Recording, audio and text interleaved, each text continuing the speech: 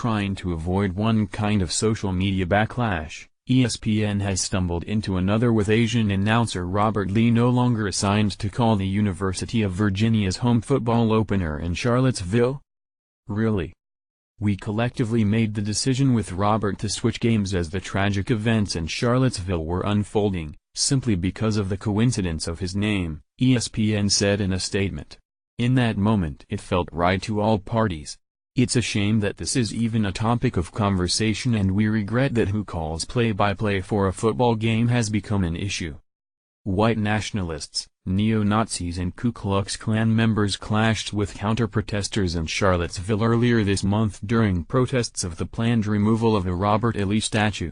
A counter-protester, Heather Heyer, was killed and 19 others were injured when a man allegedly linked to neo-Nazi beliefs reportedly drove his car into a crowd.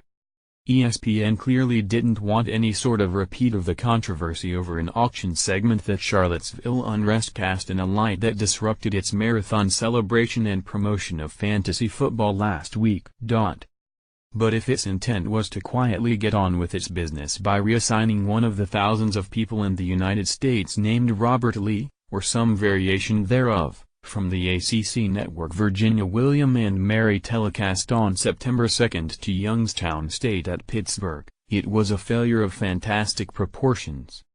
Not even ESPN's stalwart Bob Ley, the media giant's longest-serving commentator having been hired as a SportsCenter anchor on its third day of operation in September 1979, could resist poking fun, comparing it to the work of satirists. As news of the change in assignments for Robert Lee was broken by Clay Travis Outkick the Coverage blog, Ley tweeted Tuesday night, "Rather worried my employee ID/pass may not admit me in the AM. Life, as scripted by @Onion Sports." ESPN spokesman Derek Volner declined to say if the network made a preemptive decision or responded to outside pressure to pull Lee from the broadcast. He also did not say if Lee was made available for comment.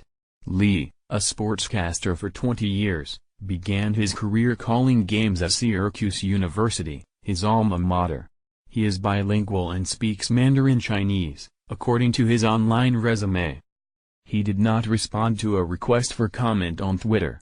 Asian American Journalists Association did not immediately respond to a request for comment. Sports Illustrated writer Richard Deitch said on Twitter Lee was more comfortable not doing this assignment per an ESPN spokesperson.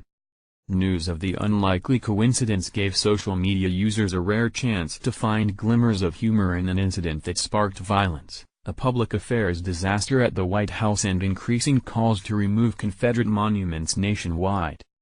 ESPN apologized last week after what was intended to be an innocuous fantasy football segment because factions on social media coalesced around criticism that, in the shadow of Charlottesville unrest, its imagery connoted slave auctions of old.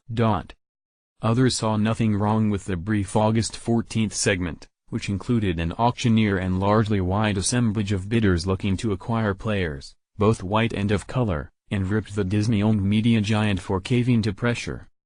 The New York Giants' Odell Beckham Jr., who fetched $34 in the auction segment, was asked on Twitter what he thought of the video clip. Speechless, Beckham tweeted. ESPN, which prides itself on its record of inclusion and sensitivity, issued an apology, saying it understood the optics could be portrayed as offensive under some circumstances.